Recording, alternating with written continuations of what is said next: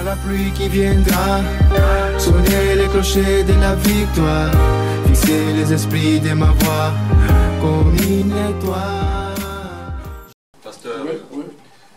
Aussi que je devais faire une communication. Elle va être prête. Hein. Les élections, c'est dans quelques jours. C'est samedi. Et les gens qui continuent à lutter dans le maquis, masqués, c'est peut-être leur mission. Mais des gens comme moi, j'ai décidé, il y a même ma fille dans la salle, ma famille le sait, j'ai décidé de me mettre devant. Et c'est en connaissance de cause. Parce que ceux qui peuvent fouiller les carrières des gens, vous allez voir mon cursus. Ceux qui m'ont connu à l'école militaire, à l'école publique, etc., ils vont voir mon cursus. Je n'aime pas faire les choses à moitié. Ça, j'ai horreur de ça. Parce que quelqu'un à mon âge, à 50 ans, quand tu te mets à faire l'activiste ou prôner des systèmes politiques ou supporter quelqu'un, quand tu échoues, tu es la risée. Donc avant de faire une chose, il faut bien calculer, il faut bien réfléchir, il faut même méditer parce que le pasteur a dit, il y a l'aspect naturel des choses, mais il y a aussi l'aspect surnaturel des choses. Et il faut aller chercher cet aspect surnaturel des choses. Et si je suis là, je médite jour et nuit. Il y a même des nuits, je fais des choses que je ne faisais pas avant. Je me lève pour méditer. Je dis, est-ce que tu prends le bon chemin? Est-ce que c'est la bonne voie? Donc, ce que je vais vous communiquer, ça rejoint ce que disait le pasteur et je lui en ai parlé tout à l'heure. Le problème du Gabon aujourd'hui, comme l'a dit l'ami tout à l'heure, un pays riche mais avec des hommes pauvres. C'est un problème qui transcende et qui rejoint ce qu'il a dit, l'histoire qu'il a racontée avec les lépreux et les Syriens et les Samaritains. C'est un problème qui transcende les couleurs, les langues, les ethnies, les régions. C'est un problème d'opposition aujourd'hui entre un clan de nantis, égoïstes, qui ont toujours refusé de partager et de donner, et le clan majoritaire des affamés et qui ne peuvent plus supporter. Certains comme nous, nous sommes les graciés, je vous dis, nous sommes bien portants. On atteint 50 ans, il y a des gens chez nous qui sont, la plupart de mes camarades sont morts. Ils meurent d'alcoolisme, ils meurent de maladies, ils meurent de souffrance. Pourquoi on meurt d'alcoolisme? Par moments, c'est les soucis qui vous rongent à l'intérieur.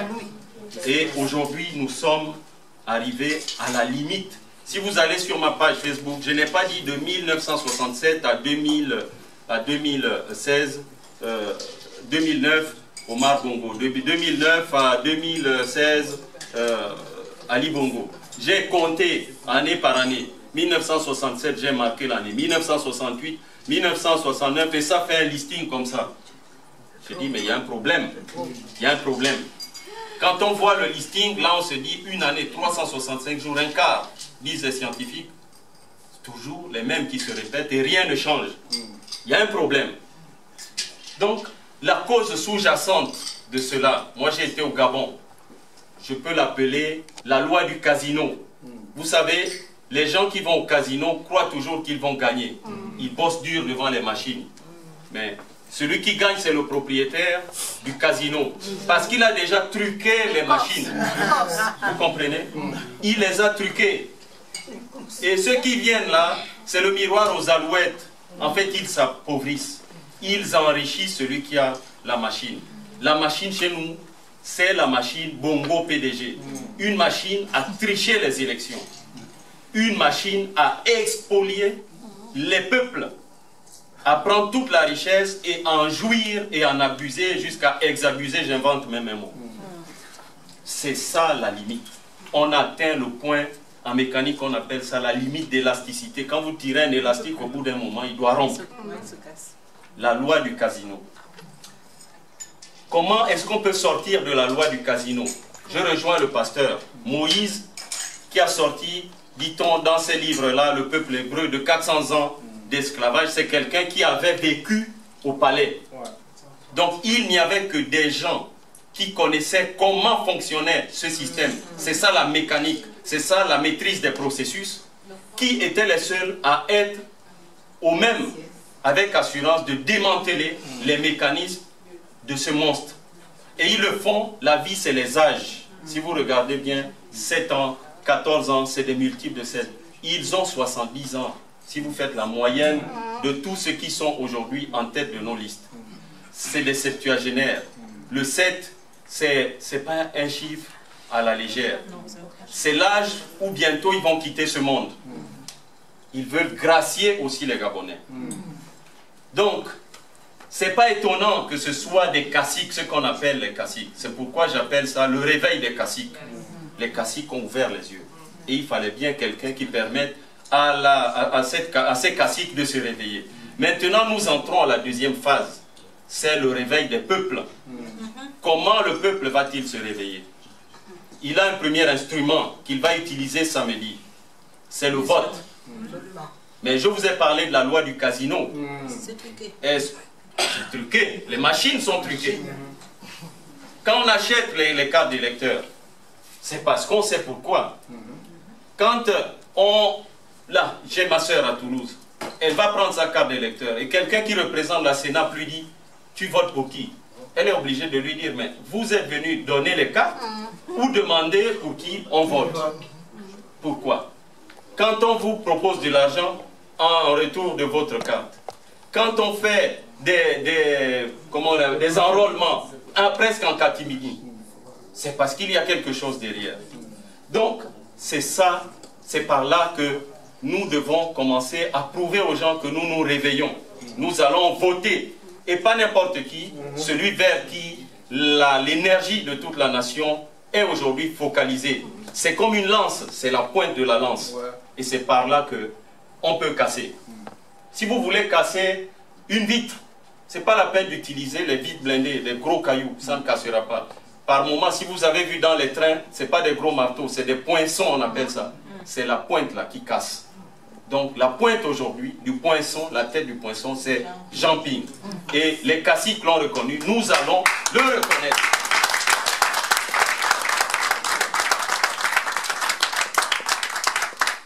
Deuxième étape, les pasteurs le connaissent très bien. Quand vous allez dans certaines églises, disent évangéliques ou éveillées, on vous dit, vous marcherez sur les scorpions, etc.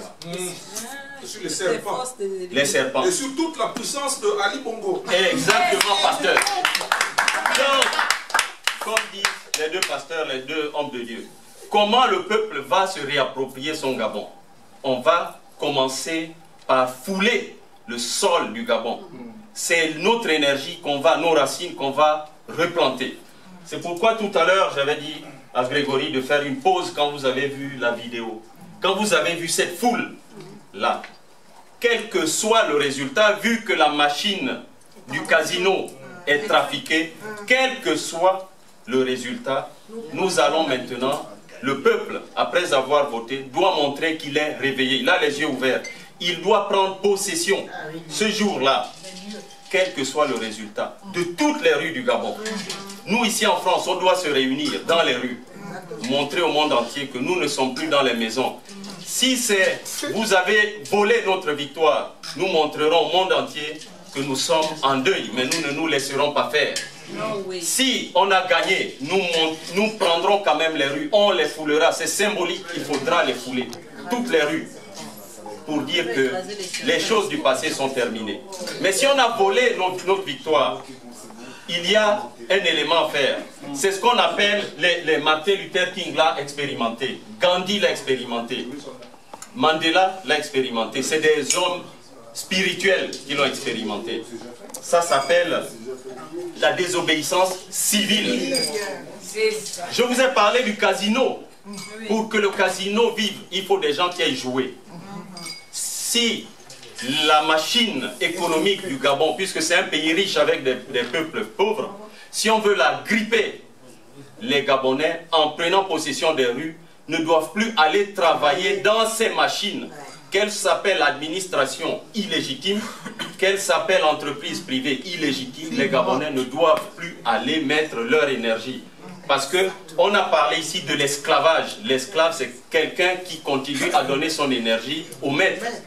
On arrête d'être esclave quand on dit que maintenant, moi, je vais m'étendre sur le gazon. Si tu veux, tire.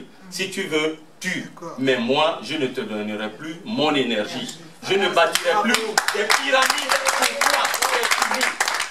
Je ne bâtirai plus des pyramides pour toi. Je sors de l'esclavage. Voici ce que je voulais vous annoncer. Et ça rejoint ce qu'a dit le pasteur. C'est des choses que j'ai obtenues par méditation. Et quand la nuit, ça vient, je dois le noter. Ça vient comme ça vient. Samedi, on commence par Jean Ping. La suite, c'est la désobéissance civile et pacifique. Vous avez vu les rues ici? Si on occupe toutes les rues du Gabon, ils vont se poser des questions. Le monde entier va se poser des questions. On n'est pas des tueurs. On ne donne pas la culture de l'assassinat. Mais on ne veut plus être esclave. On a ouvert les yeux. Le Congo PDG. Terminé. Samedi, Champing devant. Je vous remercie.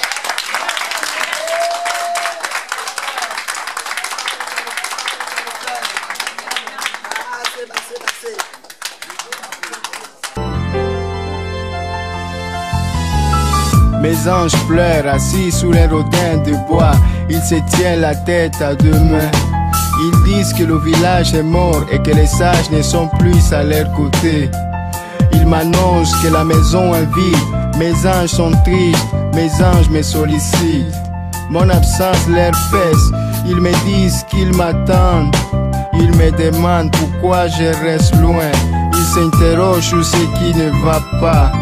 Le feu est allumé, l'air est vibrant.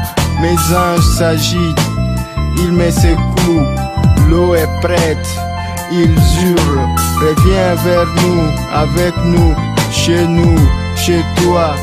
Ne crains point d'irradier la lumière. Notre terre doit à nouveau être vivable.